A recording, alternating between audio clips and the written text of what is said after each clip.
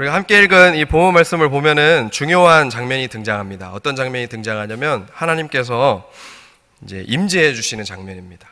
근데 이제 임재해 주시는 목적은 뭐냐면 이스라엘을 이제 만나시려고 이제 강림하십니다.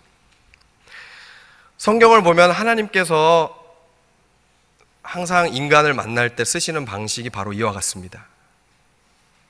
어떤 방식이냐면 하나님이 먼저 오신다는 겁니다. 우리가 가서 만나는 게 아니고요. 하나님께서 항상 찾아오심으로 이 만남은 시작됩니다. 이 세상에서는 그렇지 않잖아요. 세상에서는 아쉬운 사람이 먼저 갑니다.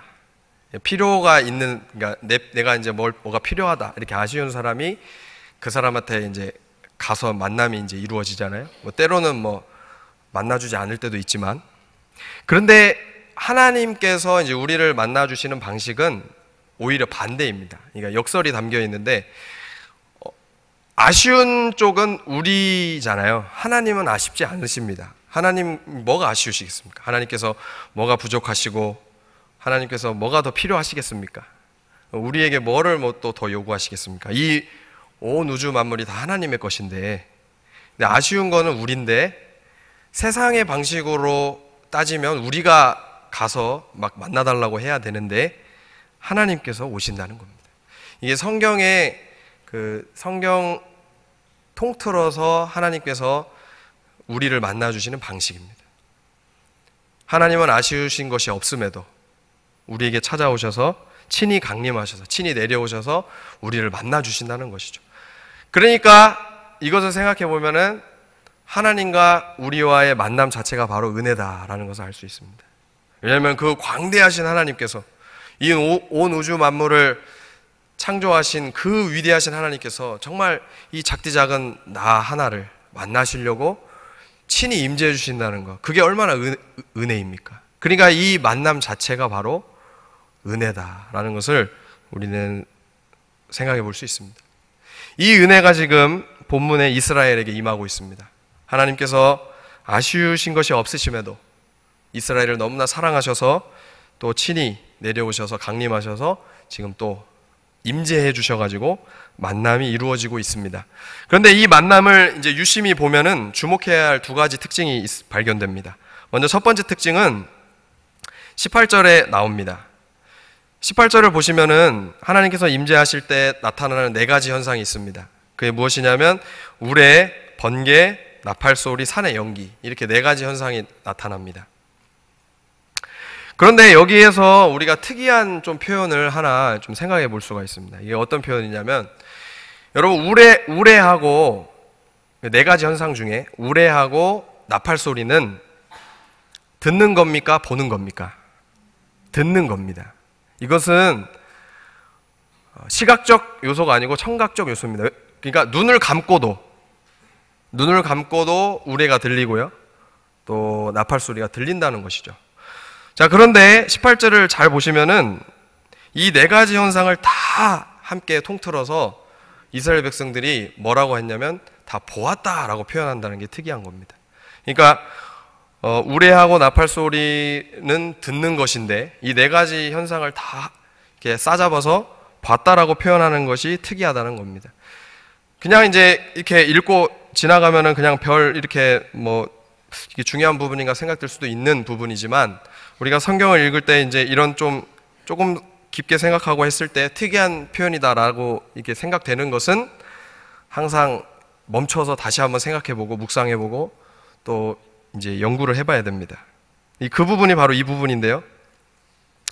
자, 하나님께서 왜 이것을 듣는 청각적 요소를 왜 봤다라고 다 통틀어서 시각적 요소로 설명을 한 것이냐면, 여기에서 하나님이 나타내고 싶으신 것은 이겁니다. 무엇이냐면 하나님이 지금 임하신 것은 실제적인 사건이다라는 겁니다. 분명한 사건이다. 이것은 경험적, 실제적으로 확실한 사건이다라는 것을 그들이 봤다라는 그 표현으로 지금 나타내시고 싶으신 겁니다. 이것을 영어 성경에서는 어떻게 번역을 했냐면요, perceive라는 단어를 썼는데요, 이 뜻은 확실하게 경험적으로 인식하다라는 뜻입니다.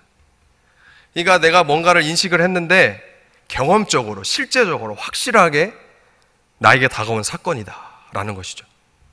그러니까 하나님께서 이스라엘에게 임하신 이 사건은 분명하고도 실제적이고도 확실한 사건이었다는 겁니다.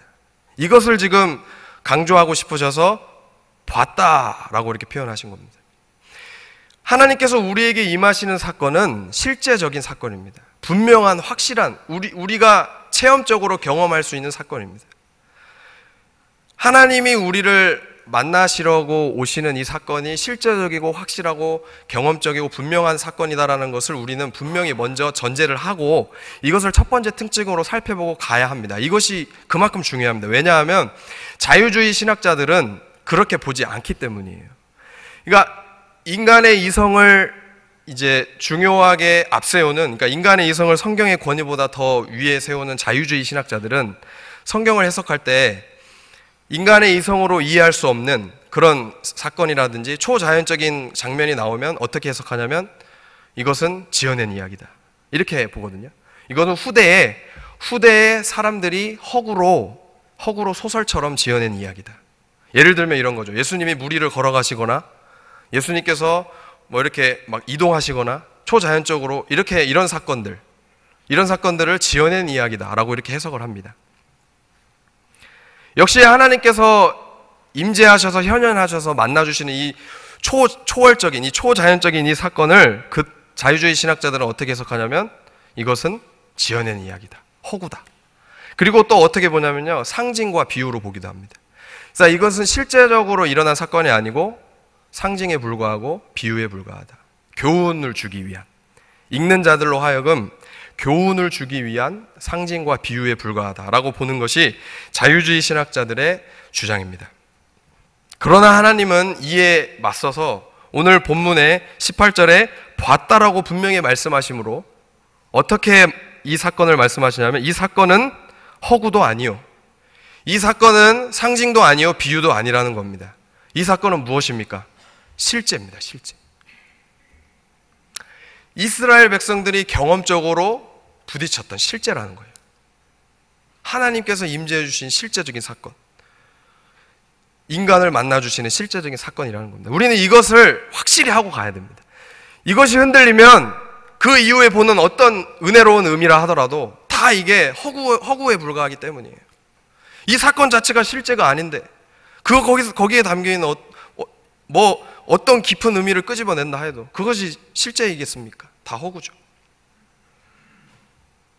이것이 바로 하나님께서 인간을 만나주시는 그 만남에 담겨있는 첫 번째 특징입니다. 분명히 기억하시기 바랍니다. 이것은 상징이 아닙니다. 비유가 아닙니다. 이것은 인간이 지어낸 이야기가 아닙니다. 이것은 지극히 사실입니다. 역사적인 실제라는 것입니다. 그리고 또 두 번째 우리가 볼 수 있는 특징은, 이 만남 가운데 담겨있는 두 번째 특징은 19절에 나옵니다. 19절을 보시면 주목해야 될 표현이 있는데요, 바로 죽을까 하나이다 라는 표현입니다. 이게 한글 성경으로는 그냥 죽을까 하나이다, 그러니까 죽을 수도 있지 않을까, 뭐 이런 좀 뭔가 약간 의문스러운 표현이라 약간 이렇게 약하잖아요, 의미가. 근데 이게 이제 원어로 보면 어떤 의미냐면요, 비는 거예요. 완곡함, 그러니까 간청하는 거거든요. 뭘 간청하냐면 제발 죽지 않게 해주세요, 이렇게 해석하는 게 맞습니다. 그러니까 여기에서도 우리는 이스라엘 가운데 임하신 하나님이 실제적으로 임하셨다는 것을 분명히 알 수 있습니다. 그 임재가 얼마나 실제적이었으면, 그 임재가 얼마나 경험적으로 부딪히는, 확실하게 인식할 수밖에 없는 사실이었으면은 이스라엘이 어떻게 모세에게 빌었냐면 제발 나 진짜 죽을 것 같으니까, 이 하나님의 임재에 압도돼서 죽을 것 같으니까 제발 저를 살려주세요, 죽지 않게 해주세요, 이게 빈 거예요. 그러니까 이 고백만 봐도 이 사건이 얼마나 실제적인 사건이었다는 것을 우리는 알 수가 있는 거예요. 결코 상징도 아니고 비유도 아니고 지어낸 이야기도 아니라는 것을 알 수가 있는 것입니다. 너무나 실제적이어서 압도되는 거예요. 그 스케일에, 그 하나님의 영광스러움에 압도돼서 진짜 이러다가 죽겠다.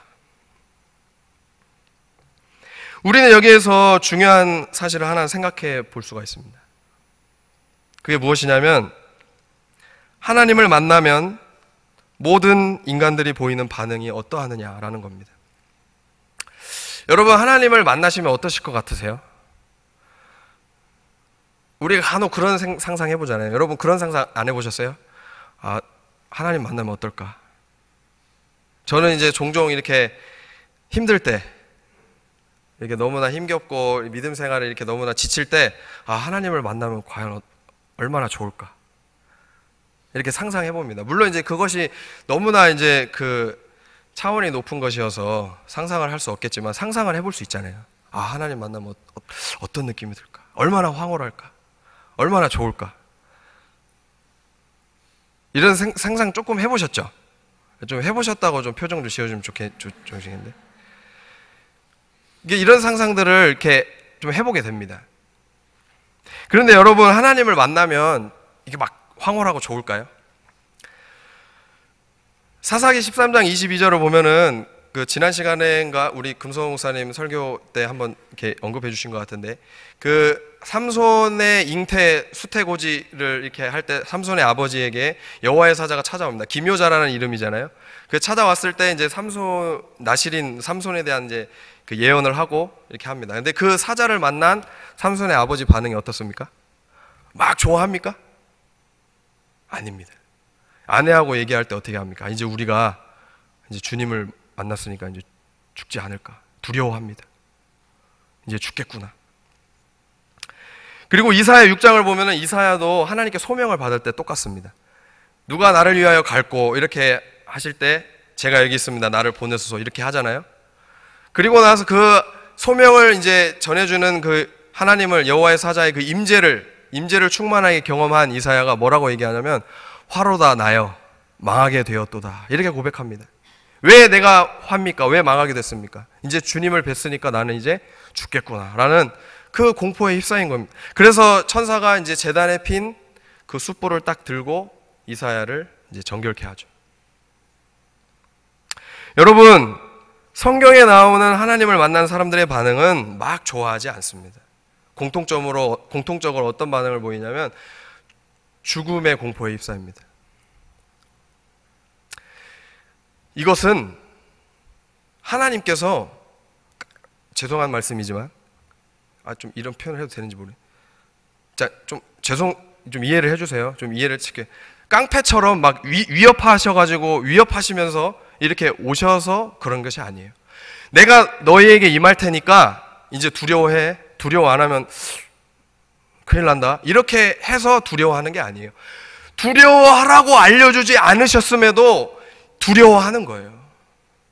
따로 설명이 필요치 않아도 두려워할 수밖에 없는 거예요. 이거 왜 그런 거냐면 하나님이 어떠한 분이시고 우리가 어떠한 존재인지를 조금이라도 생각하면 이거는 이해할 수 있는 부분이에요. 하나님이 어떠한 분이십니까? 성경에서 말씀하시는 하나님은 죄가 조금도 없으신 분이잖아요. 그걸 하나님이 뭐라고 말씀하시냐면 하나님은 거룩하신 분이다.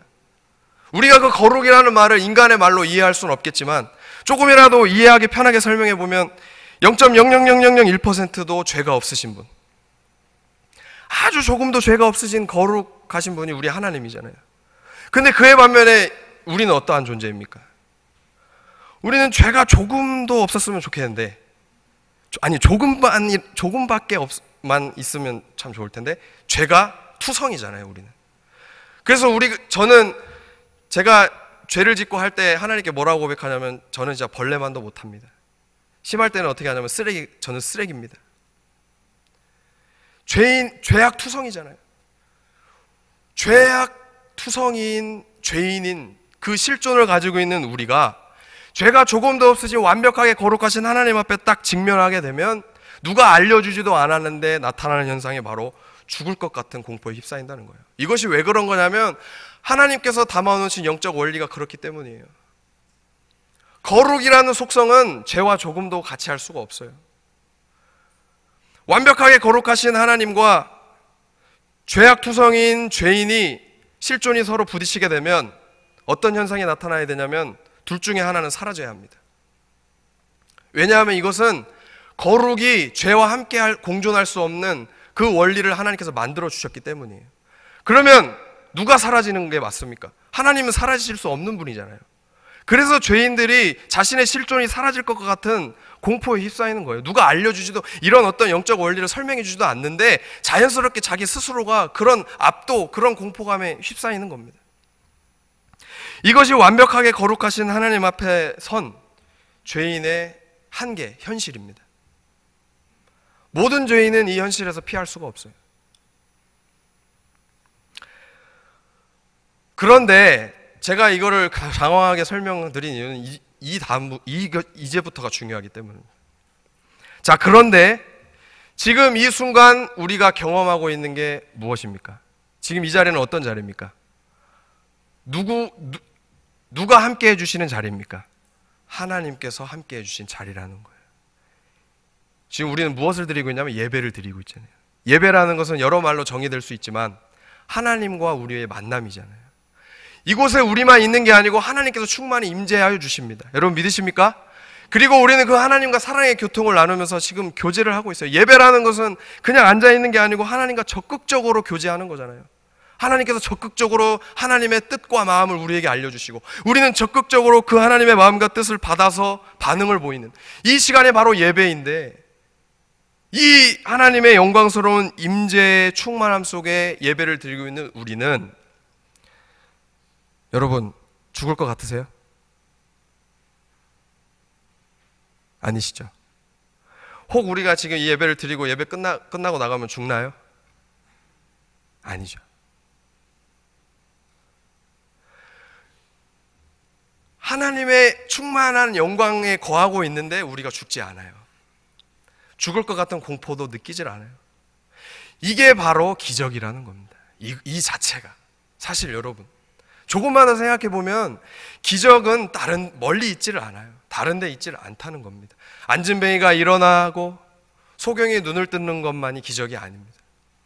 아니, 어떻게 보면 그것보다 더 큰 기적은 내가 지금 이 자리에서 그 하나님의 영광스러운 임재를 누리고 그 하나님과 교제를 나누는 그 예배를 풍성하게 누리고 있는 것 그 자체가 바로 기적인 거예요. 왜냐하면 예배는 죽은 자는 드릴 수 없는 것이기 때문이에요. 죽은 자가, 죄로 인해 죽은 자가 하나님의 전적인 은혜로 살아야만이 예배를 드릴 수 있는 것이기 때문에 예배는 바로 기적이다라는 겁니다. 그런데 우리는 이 예배가 기적이고 소중하다는 것을 평상시에는 잘 잊는 것 같습니다. 망각하는 것 같습니다. 우리가 그렇잖아요. 소중한데 항상 있는 것은 어떻게 됩니까? 그 소중함을 잊어버려요. 아니, 그것이 소중하지 않아서가 아니에요. 정말 소중한 건데, 없어서는 안 되는 것인데, 반드시 있어야 되는 건데 항상 있으면 어떻게 됩니까? 잊어버려요. 그 가치를. 그 신뢰 중에 하나가 산소잖아요. 공기잖아요. 얼마나 소중합니까? 왜? 반드시 있어야 되잖아요. 우리가 살기 위해서는. 그런데 항상 있으니까 가치를 모르고 소중함을 몰라요. 그러다가 호흡을 잘 쉽게 할 수 없는 그런 상황에 처하거나, 그렇게 되면 어떻게 됩니까? 정말 그 가치를 느끼게 되는 거예요. 예배도 마찬가지라는 겁니다. 예배가 우리 그리스도인들에게 뭡니까? 호흡이잖아요. 살아있다라는 증거, 살아있는 것을 확실하게 누리고 다시 한번 확증하고 경험하는 시간이 바로 이 예배라는 겁니다. 예배는 단순히 와서 시간이 돼서 앉아있는 그런 시간이 아니에요. 내가 이 자리에 있다는 것 자체가 무엇입니까? 하나님 앞에 산자가 되었다라는 확실한 증거이기 때문이에요. 그렇기 때문에 예배는 호흡이에요. 성도에게 빠져서는 안 되는 호흡입니다. 그만큼 예배가 중요한 겁니다. 근데 이 예배를 우리가 매주 드리니까 어떤 현상이 나타나냐면 그냥 망각해버려요. 소중함이 사라지고요.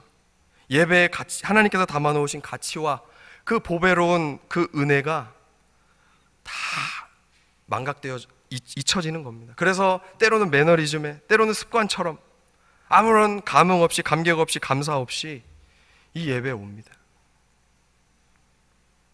오늘 우리가 지금 예배를 드리고 있는데 예배에 오실 때 마음이 어떠셨습니까?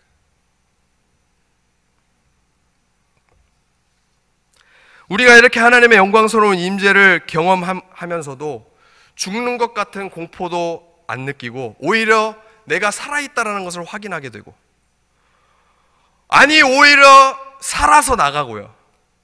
이 예배 때 살아서 나가잖아요. 우리가 오히려 죽어있는 모든 부분들이 더 회복되고 살아서 나가잖아요. 이 은혜가 우리에게 어떻게 주어졌냐면 우리 대신에 그분이 죽으셨기 때문이에요.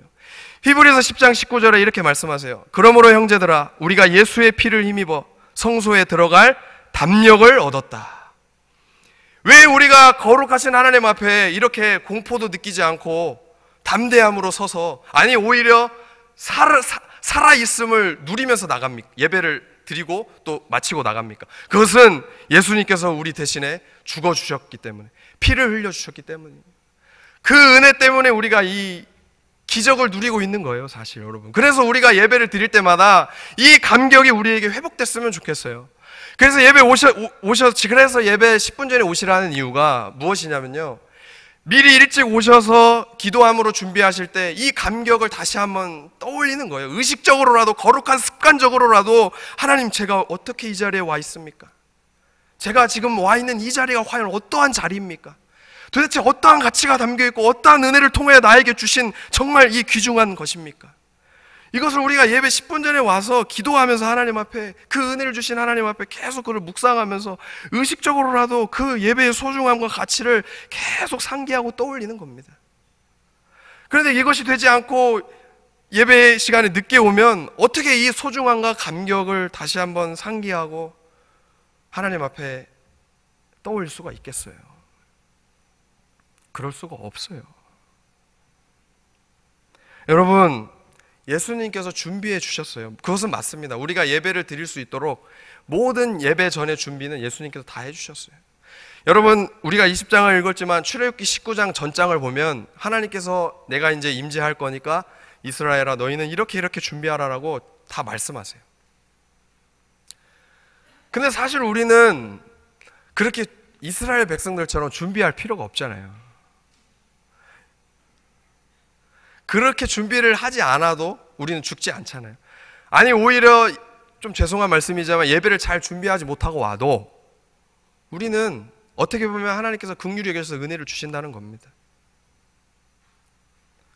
그건 바로 예수님의 은혜 때문에 우리에게 이루어진 일입니다. 그러나 그렇다고 해서 우리가 예배를 너무 가볍게 여기거나 아니면 예배를 준비하는 그 우리의 마음이 예수님이 다 준비해 주셨으니까 우리는 준비할 것이 없다, 이렇게 해서는 안 된다는 겁니다. 한국 교회에만 있는 말인 것 같은데요, 이런 말이 있습니다. 준비 찬양, 이런 말이 있어요. 준비 찬양. 여러분, 준비 찬양이라는 말 많이 들어보셨을 텐데요, 준비 찬양이 맞는 말인가요? 준비 찬양? 도대체 찬양하면서 뭘 준비한다는 거죠? 여러분, 준비 찬양이라는 말을 들으시면 어떤 느낌이 드세요? 왠지 그 시간에 늦게 가도 될 것 같잖아요. 준비하는 시간이니까. 그러면 예배 시작은 언제 되는 겁니까? 그 찬양 이후에 시작된다고. 우리는 은연중에 준비 찬양이라는 말을 들으면 그렇게 생각이 들어요, 사실. 그런데 여러분, 준비 찬양은 있을 수가 없어요. 찬양은 찬양입니다. 그러면 예배 준비는 언제부터 시작됩니까? 찬양할 때 이미 예배는 시작됐고요. 준비는 언제 시작됩니까? 레위기 성경을 보면 하나님께서 이스라엘 백성들에게 제물을 가져오라고 하실 때 흠없는 제물을 가져와라 말씀하시거든요. 근데 이 흠없는 제물을 준비할 때 성막에 집에 있는 모든 동물들을 다 끌고 가가지고 성막에 딱 진열해 놓고, 자, 마음대로 가장 마음에 드는 거 제사장 뭐 레위 챙겨서 가세요, 이렇게 합니까? 흠없는 제물을 준비하라는 것은 제사장과 레위인에게 하신 말씀이 아니에요. 누구에게 하신 말씀이냐면 그 제사자 당사자에게 하신 말씀입니다. 결국 흠없는 제물은 어디서부터 준비해야 됩니까? 집에서부터 준비할 수밖에 없어요. 집에 하나님께서 주신 짐승들 중에, 소유물 중에, 내가 오늘 하나님께 드려야 될 제물, 가장 좋고 튼튼하고 가장 내가 보기에 흠이 없는 것 같은 그런 제물, 기도하는 마음으로 성별을 딱 해서 성막에 가는 겁니다. 이미 제사는 거기서부터 시작되는 겁니다. 예배 준비는 교회에 와서 시작하는 게 아닙니다. 교회에 와서 준비 찬양하면서 시작하는 게 아니고요, 예배 준비는 집에서부터 이미 시작돼서 교회에 오는 겁니다. 오늘날로 적용해보면 우리 교회 같은 경우는 이 주보를 언제 올려드리냐면 토요일 오후에 올려드립니다. 모르시는 분들이 많이 계실 수도 있는데 이제 좀 기억하시고 그렇게 하셨으면 좋겠습니다. 토요일 오후에 주보를 올려드리는 이유는 홈페이지에 올려드립니다. 준비하시라고 올려드리는 겁니다. 토요일 날 전날에 주보를 딱 보시면 아, 내일 예배 가서 드릴 찬양이 이거구나. 그러면 찬양 제목이 딱 뜨잖아요. 그러면 충분히 요즘 같은 시대에 인터넷으로 찾아서 나오거든요, 악보가. 그러면 찬양 가사도 한번 생각해보고 아, 이런 의미구나. 그리고 혹시 내가 모르는 곡이 있으면 한번 또 들어보기도 하고, 또 아, 내일 주실 선포될 말씀은 이런 말씀이구나. 그러면서 미리 한번, 왜냐면 그 구절이 떠 있으니까 미리 한번 성경을 찾아서 읽어보시고요.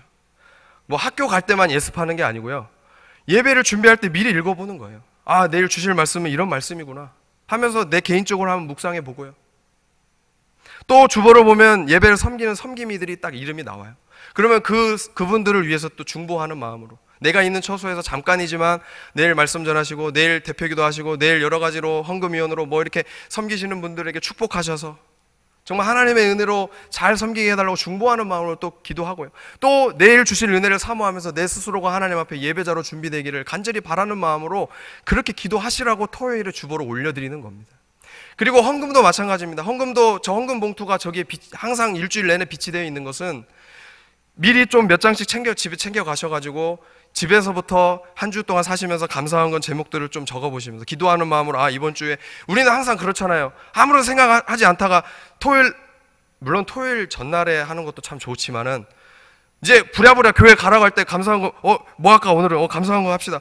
그러면 왠지 제 얘기하는 것 같은데요. 그러면 이게 오늘 감사 제목이 뭐지? 이렇게 하잖아요, 헌금을. 이건 제 얘기인 것 같은데요. 저를 돌아보게 되네요. 그게 아니라는 겁니다. 정말 헌금 봉투를 미리 챙겨 가주세요. 일주일 내내 기도하시면서. 정말 그렇게 예배를 소중하게 여기고 잘 준비하여 드린다면 얼마나 우리 하나님께서 기뻐하시겠어요. 얼마나 흐뭇해 하시겠어요. 여러분, 이와 같은 은혜가 우리 모두에게 있기를 예수님의 이름으로 소망합니다. 다 함께 우리가 또 한 가지만 또 살펴보고 마치도록 하겠습니다. 오늘 말씀을 보시면은 또 한 가지 우리가 생각해 볼 수 있는 것은 하나님께서 임재해 주신 목적입니다. 목적. 20절을 보시면 하나님께서 이스라엘에게 임재하신 목적이 나옵니다. 뭐라고 말씀하시냐면 오늘은 첫 번째 목적만 볼 텐데요. 우리를 시험하시려고 너희를 시험하고 이렇게 나옵니다. 하나님께서 이스라엘에게 임재하신 것은 시험하시기 위해서 임재하셨다는 겁니다.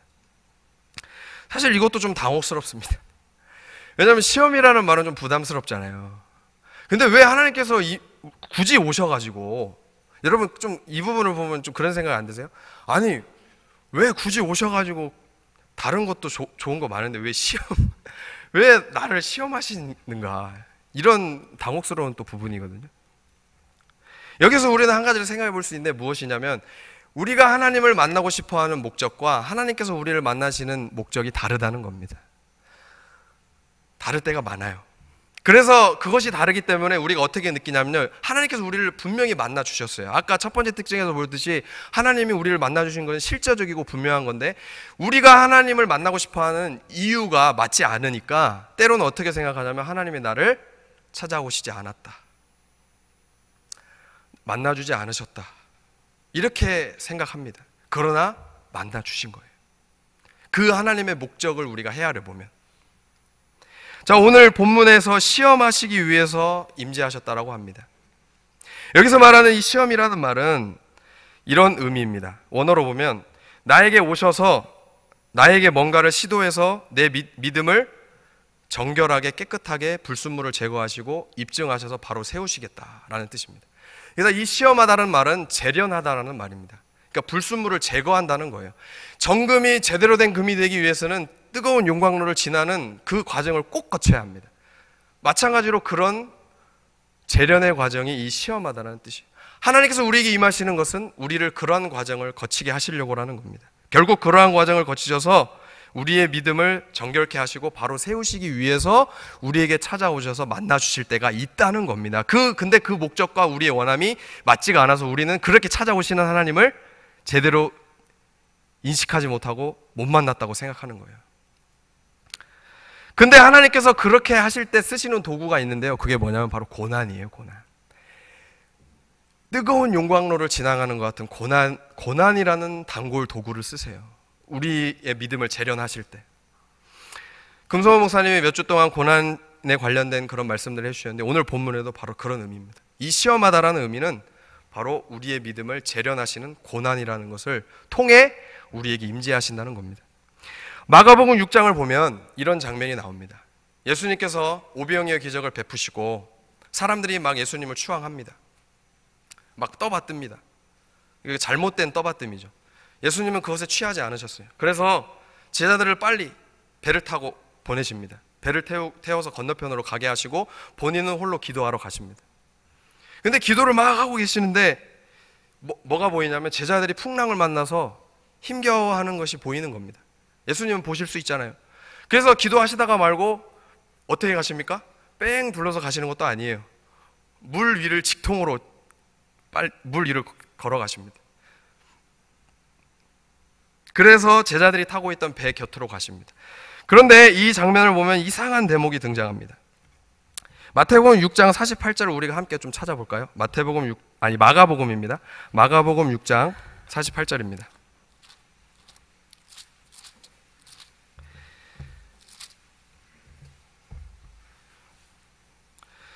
신약성경 64쪽인데요.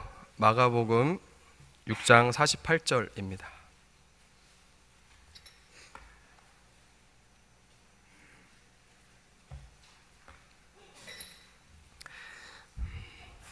마가복음 6장 48절 우리 한 목소리로 읽겠습니다. 시작. 바람이 거스름으로 제자들이 힘겹게 노젓는 것을 보시고 밤 사경쯤에 바다 위로 걸어서 그들에게 오사 지나가려고 하시매. 여기에서 우리를 또 오늘은 당혹스러운 그런 대목이 계속 나오는데요. 또 당혹스럽게 하는 대목이 있는데요. 그게 바로 지나가려고 하시매라는 표현입니다. 이것은 이 동일한 사건을 다른 복음서에서는 기록하는데 마가복음에만 나오는 특수한 내용입니다. 마가복음에만 지나가려고 하셨다는 표현을 합니다.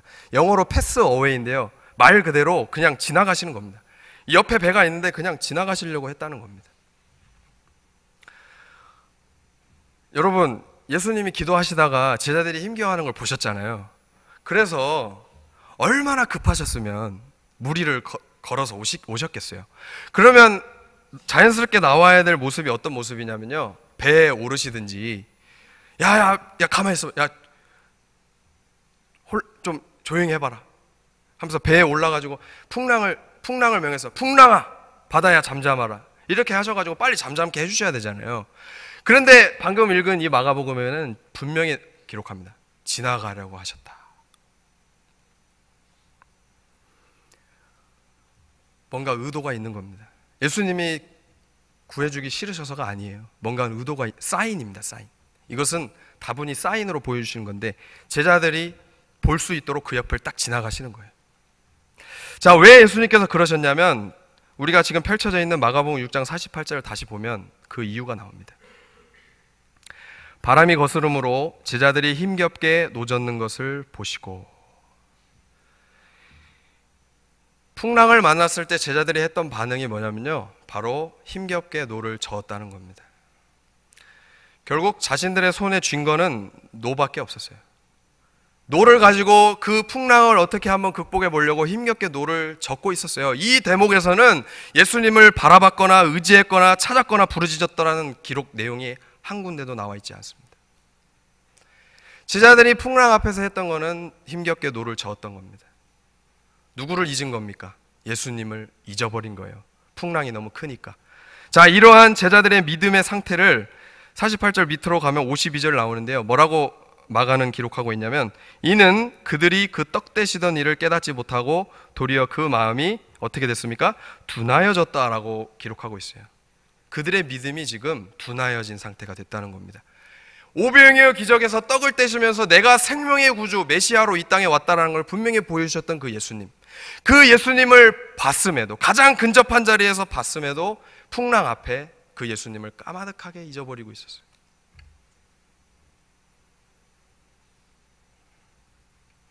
대신 그들이 했던 것은 힘겹게 노만을 저었습니다. 어떻게 하면 살아볼까? 그때 예수님께서 제자들 곁으로 일부러 가셔서 지나가려고 하셨습니다. 여러분, 예수님이 제자들 곁으로 가신 이유는 풍랑을 잔잔케 해주시려고가 아닙니다. 저도 옛날에 성경을 지금까지 이 설교 준비하기 전에 묵상할 때는 그냥 풍랑을 잔잔케 하시려고 가주셨다라고 봤거든요. 근데 아니었어요. 만약에 예수님께서 풍랑을 잔잔케 해주시려면 굳이 배까지 가실 필요가 없습니다. 어떻게 하시면 됩니까? 온 우주 천하 만물을 통치하시는 예수님이 뭐 그 풍랑 앞에 거기까지 가셔가지고 할 필요가 있으시겠습니까? 아니거든요.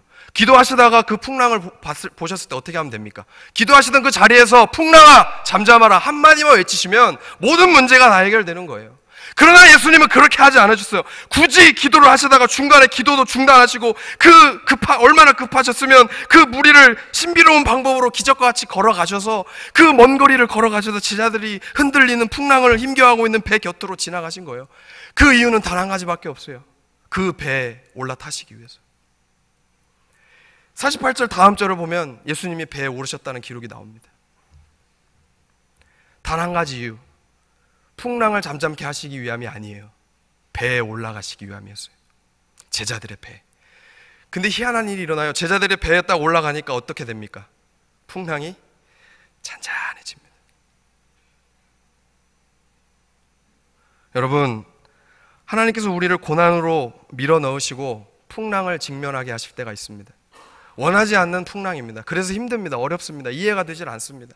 근데 더 이해가 안 되는 건 지나가려고 하실 때입니다. 나는 구합니다. 뭐라고 구하냐면 하나님 빨리 이 풍랑을 멈춰주세요. 이 고난을 해결해 주세요. 어떻게 보면 이것은 자연스러운 우리들의 구함의 내용이기도 합니다.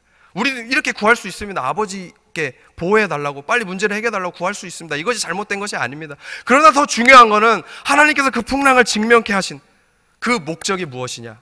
풍랑을 잔잔케 해주시기 위함이 아니고요, 그 풍랑이라는 도구를 통해 나에게 임재하셔서 내 배에 올라타시려고 하셨다는 겁니다. 배에 오르신다는 것은 다른 의미가 아니에요.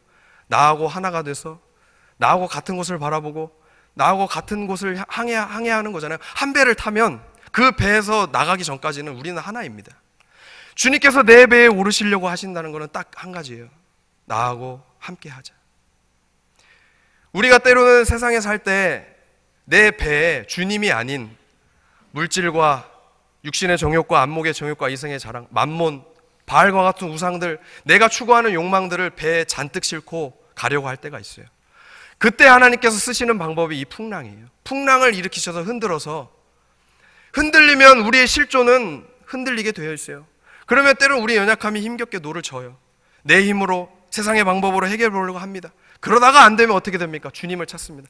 그러나 오늘 우리가 이 본문 말씀을 통해 생각해야 될 것은, 먼저 잡아야 될 건 노가 아닙니다. 누구입니까? 주님이시라는 거예요. 주님의 손을 잡고 주님 제 배에 올라 주십시오. 제 배에 타 주십시오. 본질이 해결되면 비본질도 자연스럽게 잔잔해집니다. 주님이 배에 올라 타시니까 어떻게 됩니까? 풍랑은 어느새 그랬냐는데 잠잠해지는 거예요. 혹 풍랑 앞에서 괴로워하시는 분 있습니까? 노를 잡고 계실 수도 있어요. 힘겹게, 어렵게, 답답한 마음 심정으로 여러분, 노를 과감히 놓으세요. 우리가 잡아야 될 건 노가 아닙니다. 내 배에 지금 무엇이 있는가를 먼저 보셔야 됩니다.